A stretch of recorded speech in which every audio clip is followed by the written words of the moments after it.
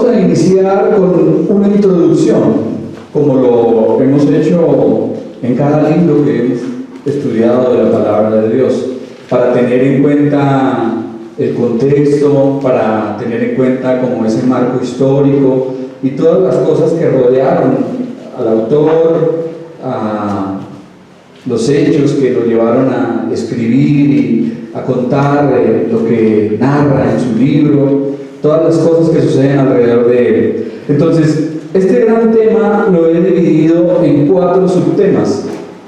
El primero de ellos es el autor. Luego hablaré acerca de la época y la fecha, luego del contenido y finalmente de la importancia del libro.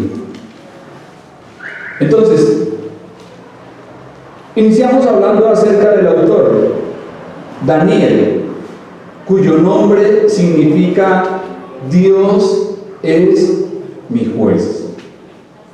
Por cierto, todos los nombres que llevan esa terminación él están relacionados, asociados con Dios. Por lo menos Gabriel significa mensajero de Dios. Rafael, Dios es mi sanador. Aún las palabras que llevan el él al final también están relacionadas y asociadas con Dios. ¿Recuerdan lo que significa Betel? En la Biblia, ¿qué significa la palabra Betel? Casa de Dios. Casa de Dios. Peniel, el rostro de Dios. Y así, cualquier palabra, cualquier nombre que lleve la terminación él, se asocia con Dios. Pero Daniel significa Dios es mi juez. Y vemos en Daniel a un hombre que vivió toda su vida y que tuvo su carácter a la luz de esta verdad. En Daniel vemos a un hombre que vivió sabiendo que Dios es su juez. Todos, de alguna manera, algún día seremos juzgados. Y sabemos que para los que han creído en Cristo hay un tribunal en donde el Señor llevará allí, traerá todas las obras del creyente, serán puestas en ese tribunal y serán probadas como por fuego. Allí en ese sitio el Señor dará a cada quien según sean sus obras. Las obras del creyente van a ser allí recompensadas, y si el creyente no ha edificado de la manera correcta, también sufrirá pérdida, dice allí el apóstol. Pero para los que no han creído en Cristo, un día tendrán que enfrentarse a Dios como su juez. Yo no sé si eso a usted no le aterra, pero a mí personalmente se me pone la piel de gallina de solo pensarlo. Saber que vamos a ir ante un Dios omnisciente, un Dios que lo conoce todo, que lo sabe todo, y que allí Él va a dar a cada uno el pago justo por sus obras. Eso es tremendo. Eso es algo que debería alertar a todo el mundo, saber que Dios le va a juzgar. Entonces Daniel significa Dios es mi juez. Fue un hombre tal vez de una familia real de Judá. En su juventud, siendo un adolescente, siendo muy joven, apenas un muchacho, fue llevado al cautiverio en Babilonia por Nabucodonosor en el año 605 a.C. Y ahí le enseñaron la ciencia de los caldeos y pasó el resto de su vida como oficial del gobierno, desempeñando altos cargos, no solamente en el imperio babilónico, sino también en el medo y en el persa. Vivió durante el reinado de 4 gobernantes. Veremos que Daniel vivió mucho tiempo y al final lo veremos ya siendo un anciano. Vivió durante el gobierno de Nabucodonosor, de Belsasar, luego de Darío y de Ciro. Pero por encima de todo esto, Daniel fue un profeta del Dios verdadero y alguien perseguido por su fe, que se mantuvo siendo un inflexible y fiel siervo del Señor. En el capítulo 6 veremos que fue milagrosamente librado de los leones en aquel foso, y luego vivió hasta edad avanzada. Debió tener alrededor de 94 años cuando recibió las últimas visiones registradas en su libro.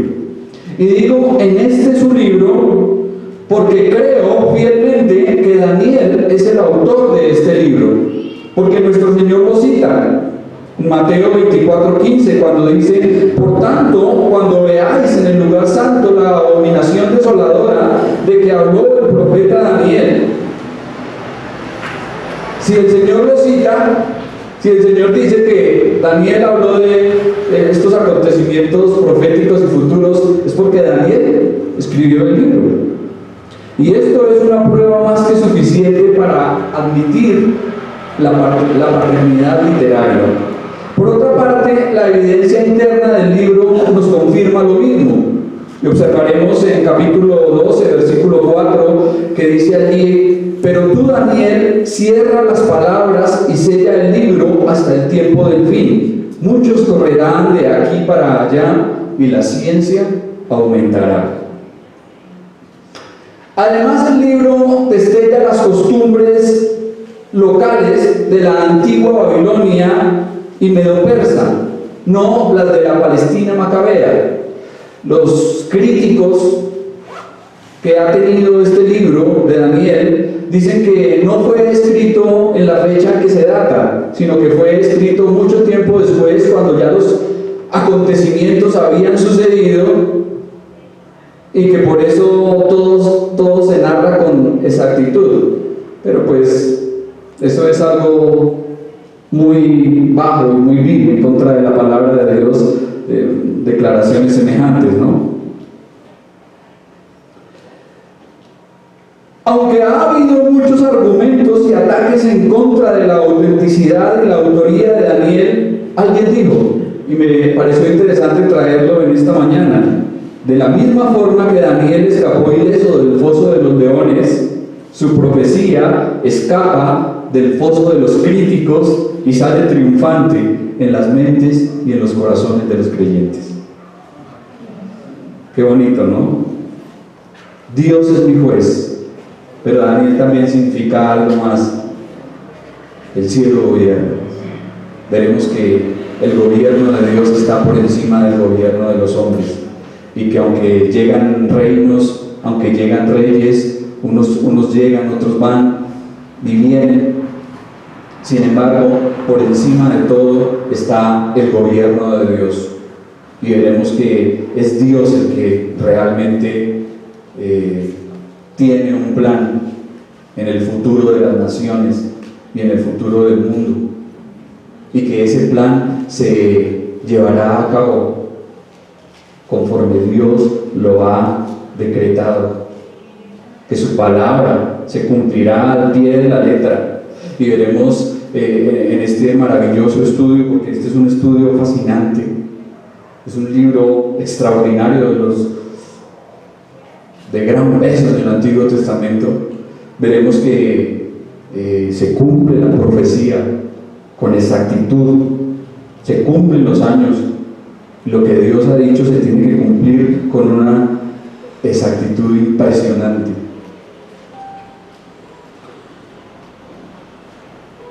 Sin lugar a dudas, Daniel se destaca como uno de los hombres más grandes en la historia judía, porque la bendición de Dios estaba sobre él y porque mantuvo su carácter, fe y sabiduría no menos de 75 años en medio de unos reinos perversos e idólatras.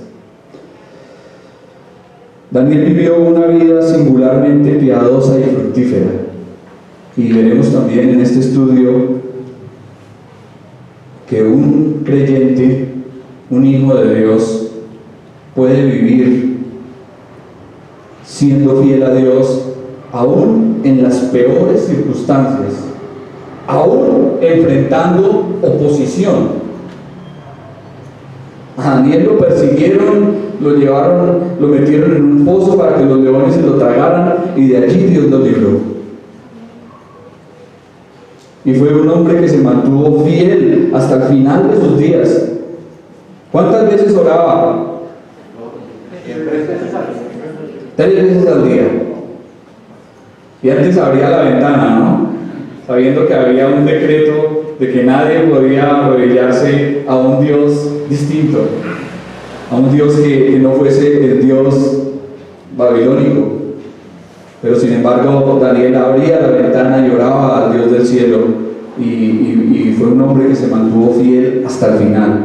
Y esto nos deja una lección práctica muy grande a cada uno de nosotros, y es que podemos ser fieles a Dios aún en medio de las peores circunstancias, aún en medio de la adversidad, aún en medio de un mundo idólatra, de un mundo que nos ataque, que se levante en contra de nosotros. Podemos servir al Señor y podemos dar testimonio de que Dios está con nosotros. Amén. La época y fecha. Segunda parte. En el año 605, Nabucodonosor llevó cautivo a Daniel y a otros judíos a Babilonia. Por los sucesos registrados en capítulo 2, Daniel recibió un lugar de prominencia y responsabilidad en el reino. Después de la muerte de Nabucodonosor, aparece allí en la gran fiesta que hizo Belsasar. ¿Quiénes han leído esa parte de la escritura? ¿No? ¿Más o menos? ¿Tienen algo de conocimiento? Bueno, ya entraremos a profundizar más en el estudio. Belsasar era nieto de Nabucodonosor, heredó el reino, y llegó un punto en donde hizo una fiesta, mejor dicho, un bacanal. Estaba allí celebrando y parece que pasó la línea. Mandó traer los utensilios sagrados que veremos al comienzo. Aquí nos hablará de ellos en el versículo 2 del capítulo 1. Mandó traer esos utensilios sagrados y se pusieron a beber en esos utensilios del templo que eran consagrados, separados y apartados para Dios. Y al hacer esto, como ya lo dije, cruzó la línea. Y de pronto aparece una mano en la pared que empieza a escribir: Mene, Mene, Tekel, Uparsin.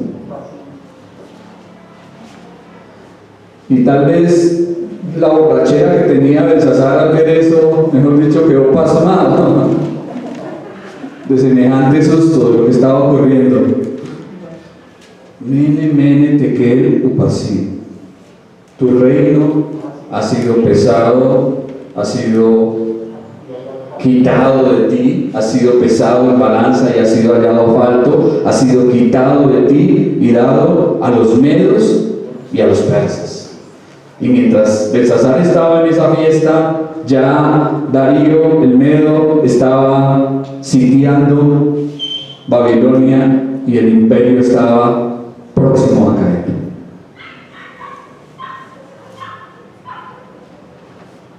Interesante, ¿no?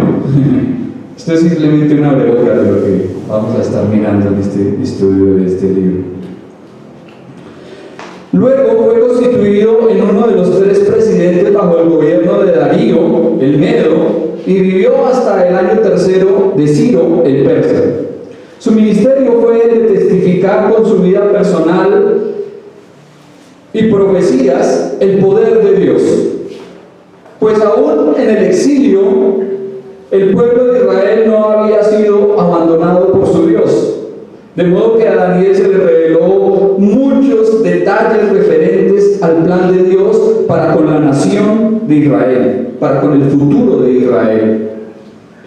Como también el curso de los poderes gentiles mundiales, desde sus días hasta la segunda venida de Cristo. Ese imperio que empieza con Nabucodonosor allí, en el año 606 antes de Cristo, ese gobierno de los gentiles, y veremos cómo en las visiones del capítulo 2 y más adelante en otras visiones de Daniel se detallarán cada uno de los imperios que han dominado el mundo: Babilonia, Medo-Persia, Grecia, Roma. Cada uno de estos imperios ha tenido su momento. Sin embargo, veremos que finalmente el Mesías reinará. Que la piedra cortada no con mano herirá esa imagen que representa a todos los imperios mundiales, al gobierno de los gentiles en todas las épocas, que, como ya lo dije, empezó desde el año 606 antes de Cristo y tendrá lugar hasta la segunda venida del Señor, hasta cuando Cristo regrese nuevamente a establecer el reino.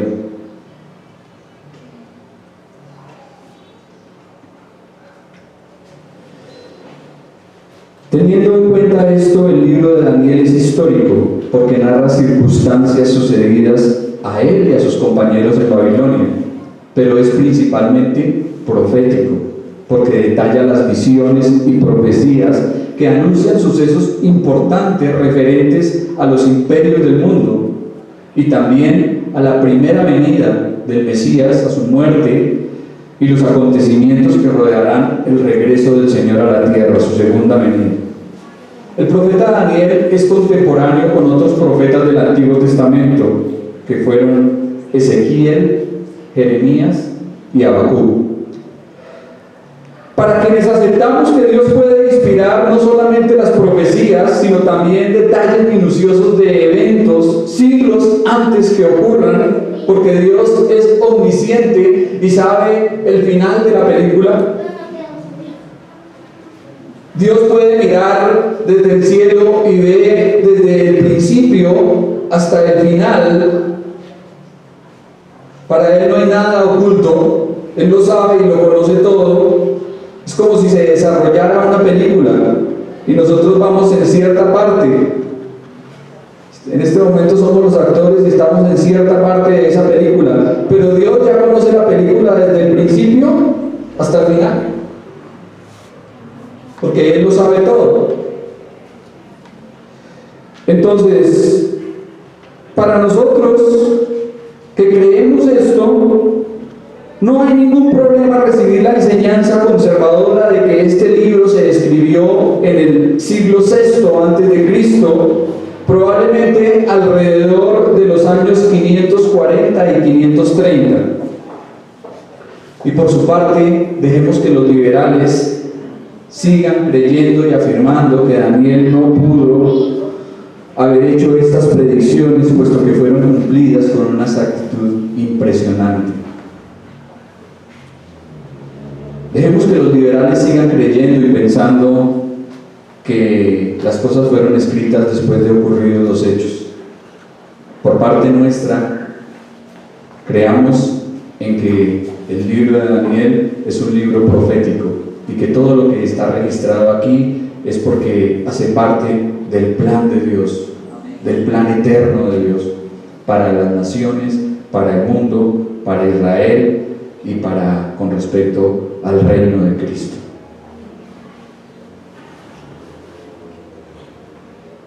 Ningún otro libro del canon sagrado ha sido tan atacado enconadamente como el libro que empezamos a estudiar. Ningún otro libro de la Biblia seguramente ha sufrido tantos ataques como el libro de Daniel. Tantas interpretaciones erróneas. Entonces, ¿qué debemos hacer nosotros? Mantenernos fieles a la enseñanza, creerla, recibirla y aceptarla como palabra de Dios. El contenido de este libro. Daniel fue un profeta que Dios levantó en medio de la cautividad, por lo cual el pueblo judío se encontraba descorazonado y en una tierra extraña. No sé cómo nos sentiríamos nosotros si viniese una nación más potente digamos, estamos hablando hipotéticamente, una nación más fuerte que Colombia, digamos, Ecuador, no, digamos Rusia,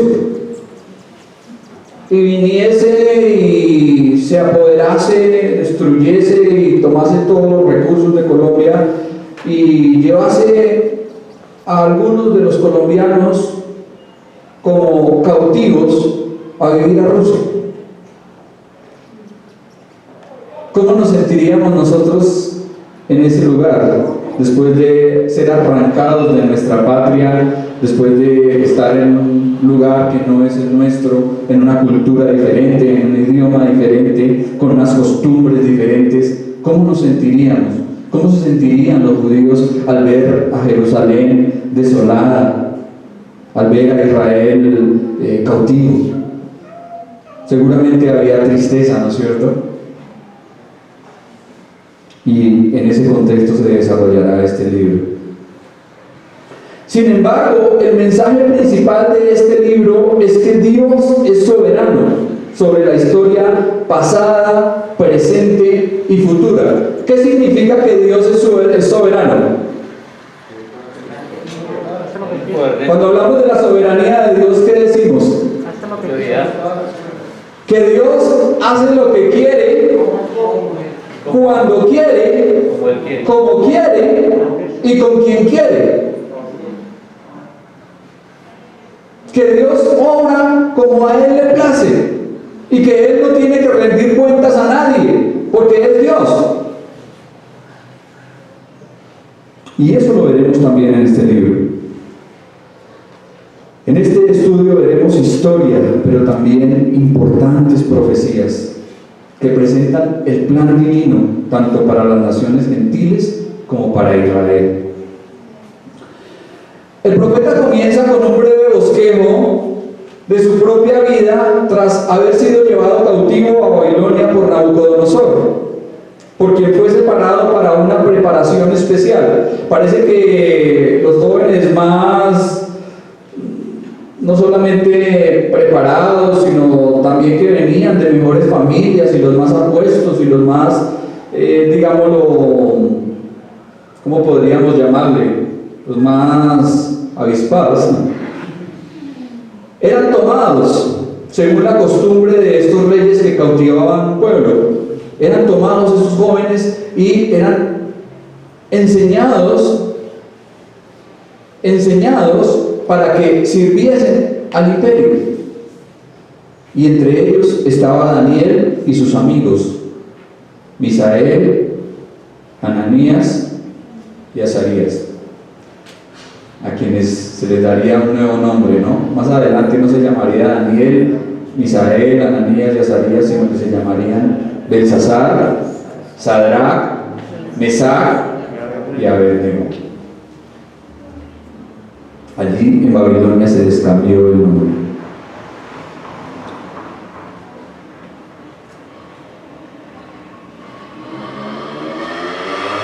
Daniel en Babilonia tendría que haber consumido alimentos que no eran aprobados por la costumbre judía y por las leyes. Recuerda que allí en Levítico hay una serie de alimentos que se podían comer y que Dios les dijo a ellos: de esto comerán, de esto no. Parece que allí en Babilonia se le ofreció a Daniel de estos alimentos reprobados por la ley judía, y él decidió abstenerse, no participar de la comida del rey. Y Daniel se negó a hacerlo, y vimos que también Dios lo respaldó en esta decisión. Finalmente, al cabo de 10 días, Daniel estaba más rozagante, más fuerte que los que estaban comiendo de la porción del rey. Los primeros 6 capítulos son mayormente narrativos, aunque incluyen temas proféticos concernientes a las grandes potencias mundiales.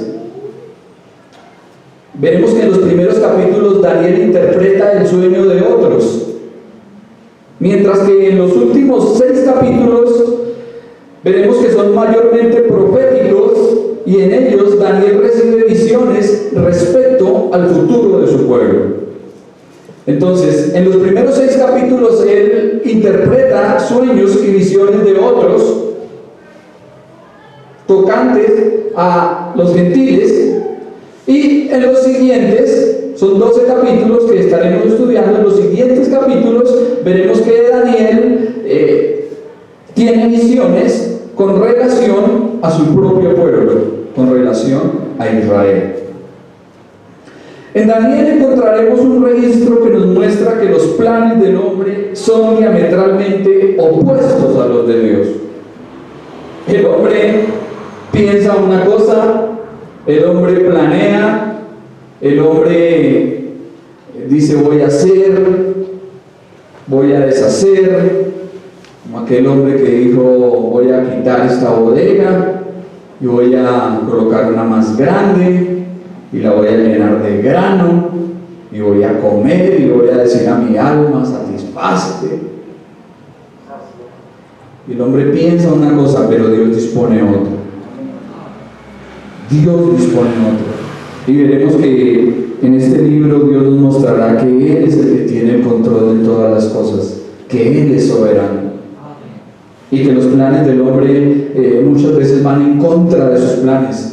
Nabucodonosor un día se levantó en su palacio y vio esa grandeza de ese maravilloso imperio, esa puerta babilónica, esas materas, esas matas colgantes que había allí, esa hermosura del imperio que tenía, y llega y dice: ¿no es esta la Babilonia que yo he levantado para mi gloria, por mi brazo? ¿No es esta la gran Babilonia que yo he construido? Y con ese orgullo, con esa soberbia, Dios lo abate. Y Dios demuestra que por encima de Él gobierna, y lo pone allí durante 7 años a comer pasto entre las bestias del campo. Entonces, Dios es mi juez, el cielo gobierna.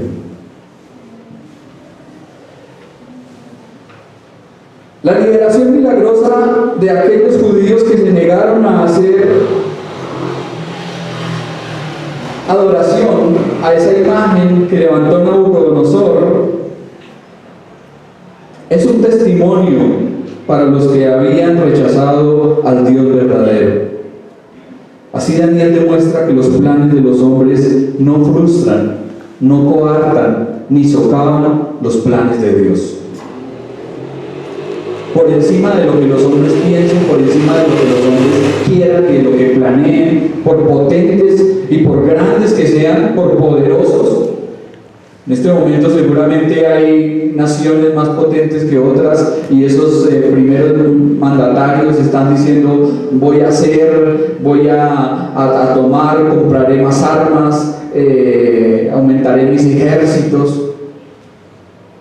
Estarán pensando hacer muchas cosas, pero por encima de todo esto está Dios. Y Dios es el que quita y pone reyes, y Dios es el que gobierna. De los capítulos 4 al 7, Daniel presentará algunos acontecimientos que ocurrirán, y luego el fin de todo esto cuando el Mesías reine, cuando Jesucristo venga a instaurar su reino. En la segunda parte de este libro, la revelación está adornada con detalles tocantes al plan divino de Dios para con Israel.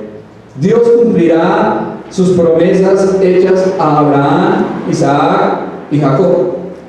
Dios cumplirá a su pueblo Israel. Y esto lo veremos también. Finalmente Israel no ha sido reemplazado. Finalmente Israel tendrá lo que Dios le ha prometido. Las promesas que Dios hizo a los patriarcas en el Génesis, las promesas que Dios dio a estos hombres se cumplirán, porque Dios es fiel y verdadero, y Él cumple lo que ha prometido.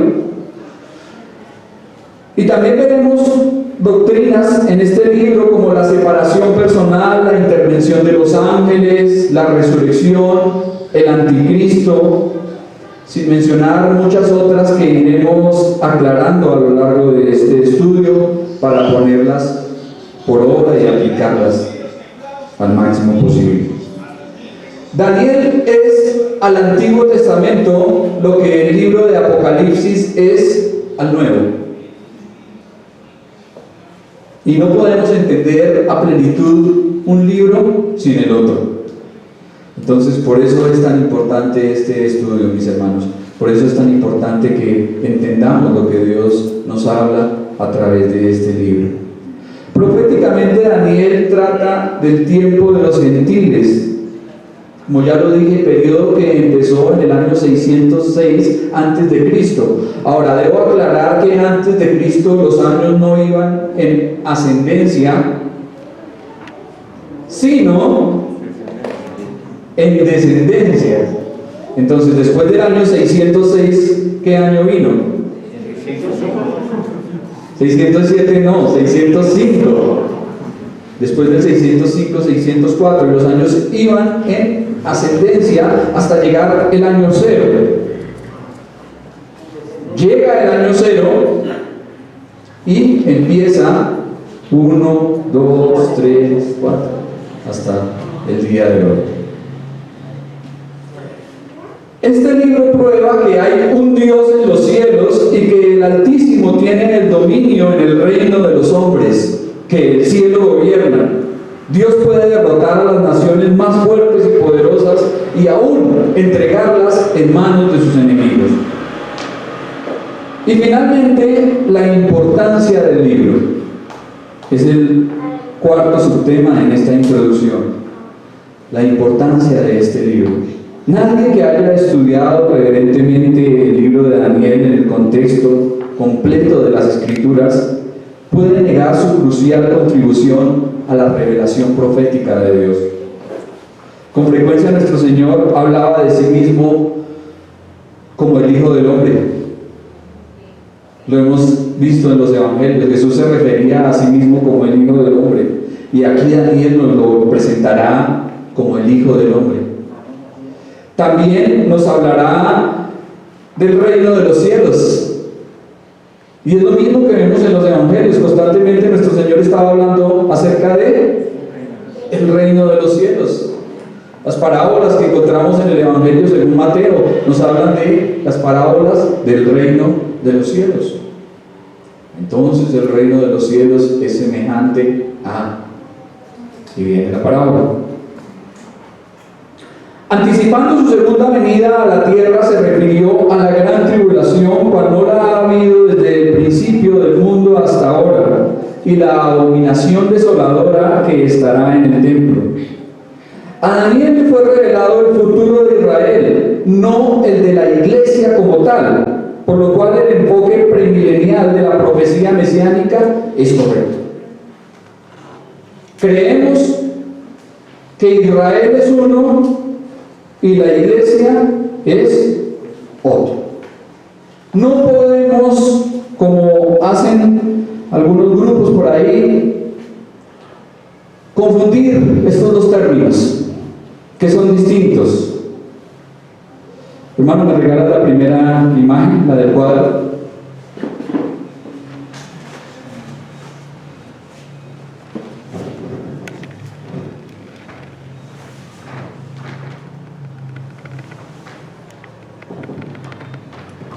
Bien, aquí tenemos un cuadro de por qué Israel y la iglesia son dos cosas distintas y por qué no debemos confundirlas.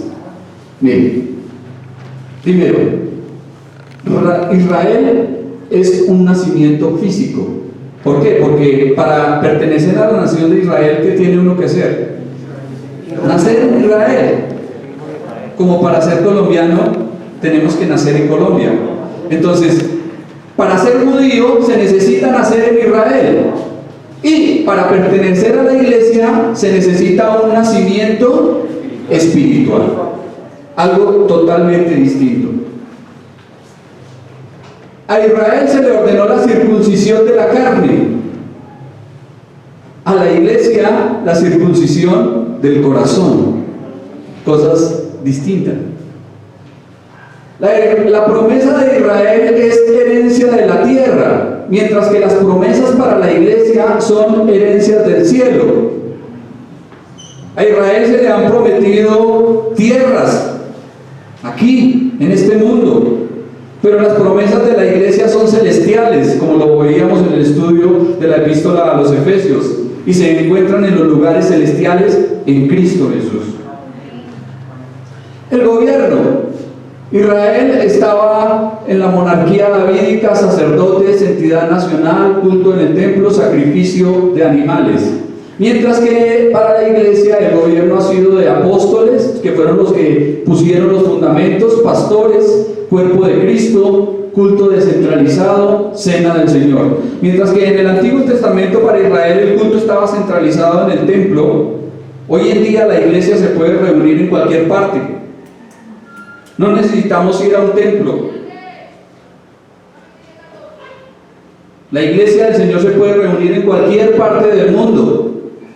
Ellos hacían sacrificios de animales. Nosotros celebramos la cena del Señor. No estamos aquí degollando, ni matando corderos, ni palomas, ni regando sangre por todas partes, como lo hacían en el templo. Entonces sí se dan cuenta que Israel es uno y la iglesia es otra, por estas cosas. Destino, el reino milenario para los judíos. Destino de la iglesia, el arrebatamiento. Israel estará en el reino milenial de Cristo, pero la iglesia, siendo la esposa del Cordero, después de que se celebren en el cielo las bodas del Cordero, vendrá con Cristo a reinar. ¿Sí? Entonces, son dos cosas distintas. El rey mesiánico, salvador mesiánico, para Israel es un rey mesiánico, para la iglesia es el salvador mesiánico, es decir, Jesucristo. Para Israel la esposa de Dios, matrimonio en el desierto. Para la iglesia novia de Cristo desposada. Para Israel el sacerdocio levítico, para la iglesia el sacerdocio de Melquisedec. Son dos sacerdocios distintos. El sacerdocio según Melquisedec es un sacerdocio más alto, como lo veíamos cuando hacíamos el estudio de la epístola a los Hebreos. El sacerdocio levítico cada año estaba ofreciendo sacrificios en el templo, pero ahora tenemos un sacerdocio para siempre, según el orden de Melquisedec, es decir, un sacerdocio eterno, inmutable, perfecto, que es el sacerdocio de nuestro Señor. Israel centrado en Jerusalén, la iglesia centrada en misiones. Israel remanente creyente, la iglesia minoría espiritual. Israel guarda el sábado, la iglesia celebra el día del Señor. Israel guarda las fiestas, la iglesia tiene el cumplimiento de las fiestas. ¿Por qué? Porque no celebramos tabernáculos, no celebramos Pentecostés, no celebramos la Pascua. Sin embargo, sabemos que cada una de estas fiestas tiene un significado y que está en Cristo. Que la Pascua apuntaba a Cristo, y como dice el Nuevo Testamento, Cristo fue nuestra Pascua que ya fue ofrecida por nosotros. La eternidad, puertas, Nueva Jerusalén. La eternidad de la iglesia, fundamentos de la Nueva Jerusalén. Entonces, por todas estas cosas podemos ver que Israel y la iglesia no son lo mismo. Y teniendo esto en cuenta, lo traje para compartirlo con ustedes en esta mañana porque me pareció importante. Debemos interpretar la profecía del libro de Daniel, teniendo esto en cuenta, que Israel es uno y la iglesia es otra, que los planes para la iglesia son unos y los planes para Israel son otros.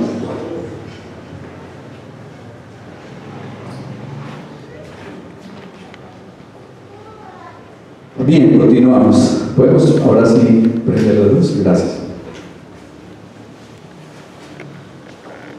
Ahora, ¿por qué también decimos que la iglesia no es Israel? ¿Recuerdan que ocurrió allí en Mateo capítulo 16 cuando los discípulos fueron con nuestro Señor a Cesarea de Filipo, cuando nuestro Señor lleva a sus discípulos a ese momento tan importante en donde les pregunta: ¿qué dice la gente acerca de mí? ¿Quién soy para ustedes? Y ellos responden: bueno, algunos dicen que eres un profeta, Jeremías, Elías, algunos de los profetas. Y el Señor les pregunta a ellos: y bueno, ¿y para ustedes quién soy? Y por la guianza del Espíritu Santo, por la revelación del Espíritu Santo, Pedro dice: tú eres el Cristo, el Hijo del Dios viviente. ¿Y qué le responde el Señor a Pedro allí, después de esa confesión, después de esa declaración?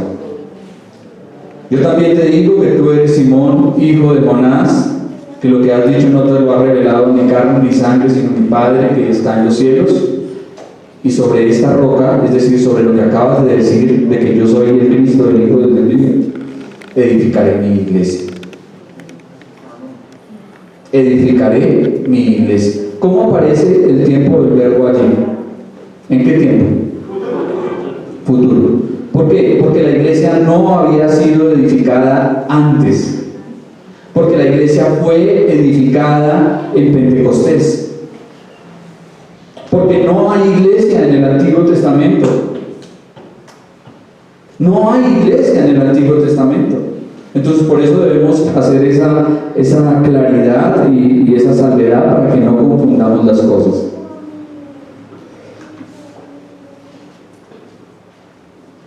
Entonces, sería un error en el Antiguo Pacto hablar de la iglesia del Señor. Sería un error. Además, este libro de Daniel es de gran importancia porque nos muestra la absoluta soberanía y trascendencia de Dios sobre los ángeles y sobre los hombres. Veremos que Dios está por encima de todo, como ya lo dije, y que Él va haciendo según su soberana voluntad, como Él quiere, hasta que finalmente el Mesías reine, hasta que Cristo reine, regrese y reine nuevamente. Y esto es un enorme consuelo para nosotros como hijos de Dios, que estamos en un mundo pecador, lleno de conflictos humanos, llenos de idolatría, de maldad por un lado y por otro sin fin. Podemos tener la confianza de que Dios es soberano y que el Señor gobierna. Podemos confiar de que un día tanta injusticia pasará. Ahorita hablábamos con mis hermanos que la situación es difícil, no solamente aquí en Colombia, sino a nivel mundial. ¿Por qué? Porque no hay gobierno que sirva. No nos servirá que gobierne la derecha, no nos servirá que gobierne la izquierda, no nos servirá que gobierne el intermedio, no nos servirá nada, porque todos los gobiernos pasan y son poco lo que pueden ayudar realmente a las personas. Pero habrá un momento en que Jesucristo reine, habrá un momento en que el Señor venga y regirá con vara de hierro las naciones, y gobernará y regirá con justicia, y allí podemos decir que sí será como Dios quiere. Entonces, tengo otras dos imágenes para presentar que nos hablan sobre el poderío de Dios, como un énfasis que aparece en este libro.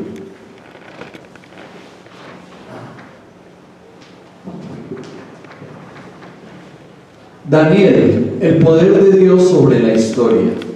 El poder de Dios al traer a Daniel a Babilonia. ¿Por qué? Porque Dios lo permitió.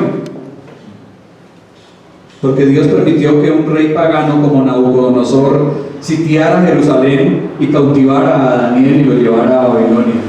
El poder de Dios sobre los imperios mundiales. Capítulos del 2 al 7. Como ya lo dije, por encima de todo gobierno de los hombres está el gobierno del cielo, el gobierno de Dios.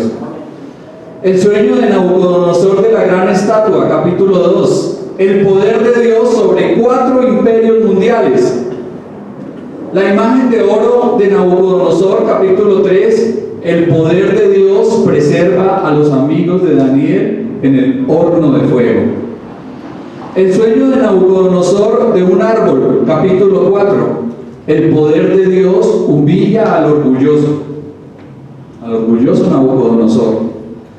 El banquete de Belsasar, capítulo 5. El poder de Dios al juzgar al olvidadizo Belsasar. El decreto de Darío, capítulo 6. El poder de Dios preserva a Daniel en el foso de los leones. El sueño de Daniel de las 4 bestias, capítulo 7. El poder de Dios sobre el futuro de Israel, capítulo del 8 al 12. Allí aparece el sueño de Daniel del carnero, el macho cabrío y el cuerno pequeño, la persecución de Israel, la oración de Daniel y la profecía de las 70 semanas, capítulo 9, el fin de la persecución de Israel, la visión de Daniel del mensajero celestial y su mensaje, capítulos 10 al 12, la persecución y restauración de Israel. Entonces, ahí está en todo el libro reflejado el poder de Dios. Y de esa forma también lo vamos a estudiar y lo vamos a ver en el estudio que vamos a iniciar, si el Señor lo permite, el próximo domingo. Bien, mis hermanos, vamos a orar.